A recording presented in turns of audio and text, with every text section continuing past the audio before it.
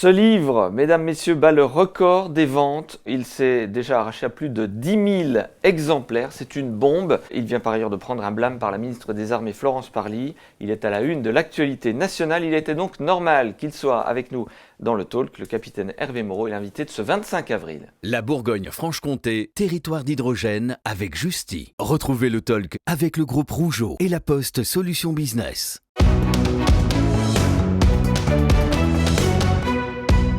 Bonsoir mon capitaine. Merci de me recevoir, Vincent. Qu'est-ce qui vous a donné le déclic de ce qui est aujourd'hui une vraie bombe? Je me bats pour les victimes, pour qu'elles obtiennent justice, et malheureusement, elles l'obtiennent si rarement. Pendant ces 4 années de commandement de la compagnie de gendarmerie départementale de Beaune en Bourgogne, j'ai été confronté à trop de souffrances, trop de désillusions de la part de ces victimes, et j'ai tenu vraiment à faire savoir ce qu'il en a été de ces réalités. Qu'est-ce qui vous est reproché finalement? D'avoir trahi votre devoir de réserve? Effectivement, j'ai été puni sévèrement, très sévèrement par la ministre des Armées. J'ai reçu ce blâme en son nom, qui est la plus haute sanction que puisse encourir un officier de l'armée française, mais il m'est apparu que je devais le faire. Vous parlez de l'explosion de la délinquance. J'évoque l'explosion de la délinquance, la loi du plus fort. Je raconte le fonctionnement d'une compagnie de gendarmerie au jour le jour, toutes nos souffrances, nos douleurs, surtout celles auxquelles nous sommes, nous, gendarmes, confrontés, et puis les liens, les relations avec les juridictions de jugement, avec ces magistrats qui malheureusement nous écœurent trop souvent par leur jugement, par l'insuffisance de la répression dont ils se rendent coupables d'une certaine manière. Qu'est-ce qui ne va pas au niveau de la délinquance dans un premier temps? On parlera de la justice ensuite. Oui, les malfrats ont aujourd'hui la possibilité de faire du mal, d'en faire toujours plus et ne sont pas punis. Les peines qu'ils subissent sont trop légères. Elles se traduisent très rarement par une incarcération, du fait d'insuffisance de places de prison bien sûr, puisqu'elles n'ont jamais été construites hélas, mais également du fait du laxisme des magistrats. Et ce faisant, ça leur permet de recommencer encore et encore. Combien de fois en a-t-on interpellé avec des dizaines d'incriminations à leur casier judiciaire et si peu d'emprisonnement?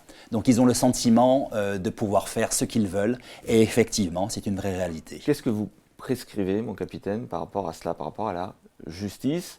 Un fonctionnement qui soit similaire à des sociétés un petit peu plus répressives comme aux États-Unis par exemple? On utilise souvent l'exemple américain, mais nous ne sommes pas si éloignés en termes de violence, en termes de loi du plus fort. Si nous avions le système répressif tel qu'il existe aux États-Unis, ce serait 400 000 personnes qui seraient emprisonnées en France. 400 000. Nous en avons un peu plus de 60 000. Parce que les instances de jugement n'incarcèrent pas, on les laisse en liberté. Et ça, c'est la pierre angulaire de tous les désordres que nous connaissons. Parce qu'ils font du mal, ils continuent de faire du mal, ils n'arrêtent, ils ne cessent jamais. Tant que vous n'êtes pas victime vous-même, vous pouvez considérer la chose avec un peu de distance. Lorsque vous devenez une victime à votre tour, et vous êtes malheureusement de plus en plus nombreux à devenir victimes, vous vous rendez compte de l'incurie de cette justice. Les peines alternatives? Ça ne fonctionne pas. Tout ce qui est rappel à la loi, ils s'en contrefichent. La seule chose que comprenne un délinquant, c'est l'incarcération. Le regard des magistrats, c'est aussi d'assurer la suite, de s'inquiéter aussi de la réinsertion des individus dans la société après la peine de prison. Les magistrats existent pour protéger les citoyens de ce pays, de ceux qui leur font du mal, et ils le font mal, et ils le font peu. Vous êtes très dur avec les magistrats, vous préconisez d'ailleurs un autre système en fait. Oui, pour faire en sorte qu'ils deviennent élus, comme le sont les députés, comme l'est le président, pour qu'ils deviennent comptables de leur jugement, de leurs résultats devant le peuple. Et le peuple, à fréquence régulière, serait amené à les élire, à les reconduire ou à les révoquer. Mon capitaine, qu'est-ce qu'on fait avec les mineurs? Jusqu'à 13 ans, ils sont pratiquement intouchables. Entre 13 et 18 ans, ils encourent la plupart du temps la moitié de la peine encourue par un adulte pour les faits dont ils se rendent coupables, qu'il s'agisse de faits criminels ou délictuels. Moi, je crois que la majorité sexuelle dans ce pays est de 15 ans. Je crois qu'on devrait vraiment abaisser la majorité pénale à 15 ans et qu'ils soient responsables de leurs actes dès cet âge-là, dès 15 ans.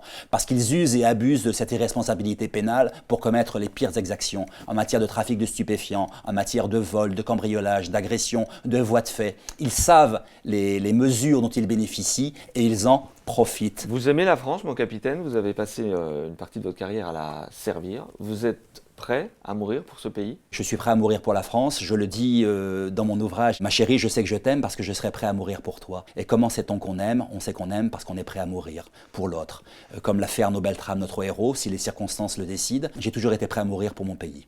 Et aujourd'hui, je veux vivre pour pouvoir mieux le servir encore. Si c'est un constat réaliste, pourquoi est-ce qu'il dérange à ce point? Parce qu'il est plus facile de renoncer et de se soumettre que de lutter.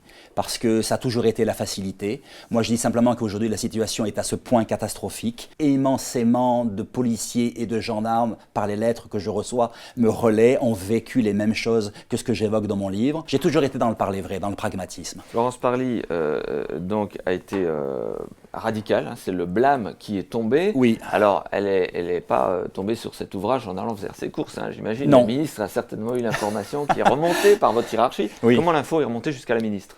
Alors, ma hiérarchie a très mal vécu l'ouvrage. Il y a au sein des généraux de la gendarmerie nationale des militaires de très très grande valeur. Il y en a d'autres qui se sont reniés sur l'autel du carriérisme, de l'arrivisme bien sûr. Ils ont considéré qu'un gendarme devait se taire, un militaire devait se taire, et ils ont eu raison bien entendu, puisque je n'ai pas à rompre mon devoir de réserve. J'étais tout à fait prêt à en subir les conséquences disciplinaires. Moi, je m'attendais à 20, 30, 40 jours d'arrêt de rigueur, ce qui aurait été une sanction déjà forte, ferme.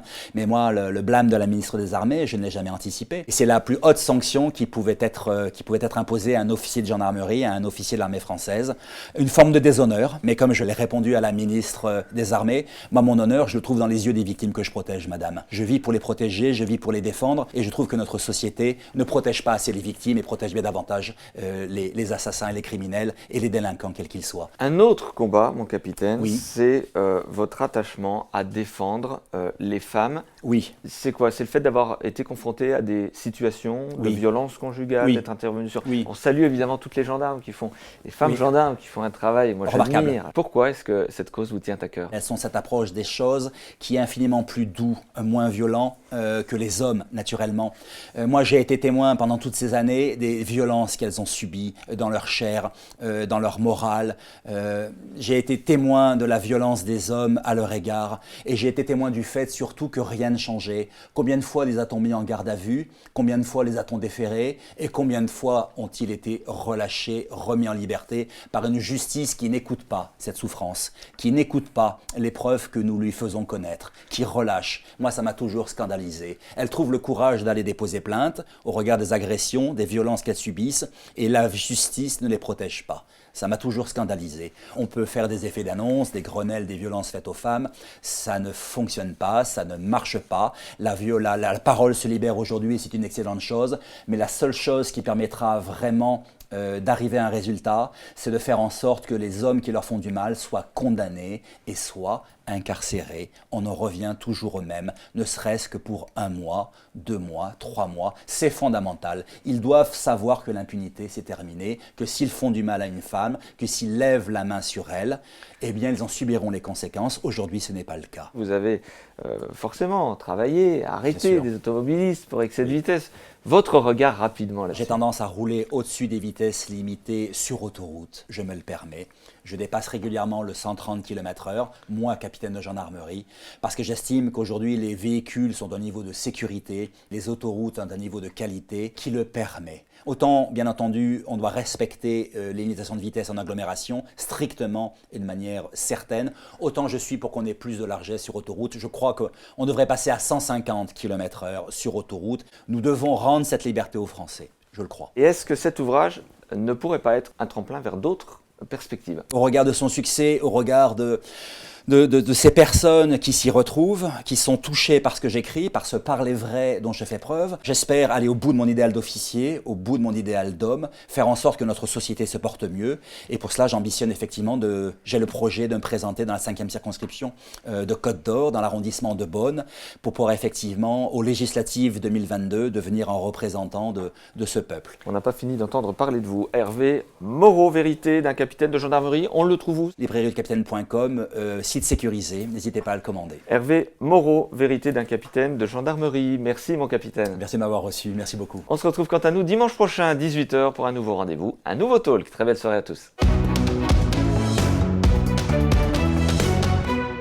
C'était le Talk avec le groupe Rougeau et la Poste Solutions Business. La Bourgogne-Franche-Comté, territoire d'hydrogène avec Justy.